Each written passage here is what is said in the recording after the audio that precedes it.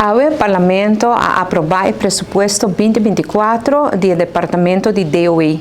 DOE está agora considerado um landsbedrijf e tem um pressuposto riba o mês.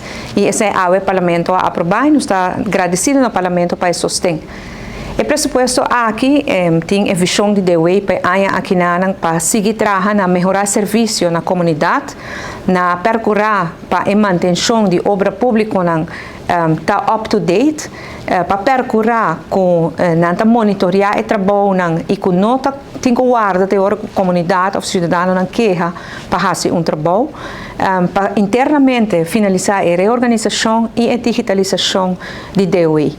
Na fim de dia, é importante para manter o qual está obra do governo, carretera, mas tudo outra obra do governo e também dar serviço na comunidade.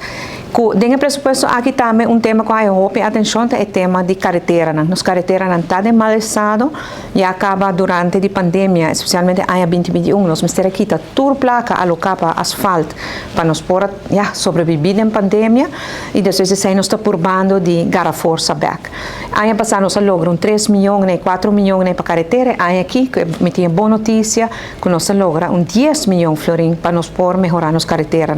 É não suficiente, nós trabalhamos master plan com 17 anos, toda a carretera na Aruba me está guardando direita, para que com 17 anos, basta para mim que era claro de rato, pero de ano mês, pero 17 anos passou trabalho muito grande, bom não por fazer todo trabalho para eu e nós não tínhamos capacidade na Aruba inteira, setor público e setor privado para atender cultura aqui na nível de toda placa.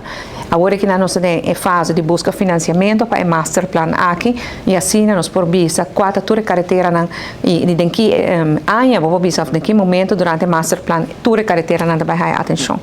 Mas se trata o tema aqui também todo tem pergunta na riba Airways aqui rioolwaterzuiveringsinstallatie na planta na Bubali e me porém informar o parlamento que pronto nós lotamos no parlamento que ele para privatizar isso aqui para sobre de uma companhia estatal que vai resultar para de utilities não tinha fundo não vai invertir e para solucionar o problema aqui estruturalmente. Interessante nós estamos mantendo esse nós estamos procurar para fazer menos causa menos moléstia que possível. Mas me está agradecido no parlamento para o sustento.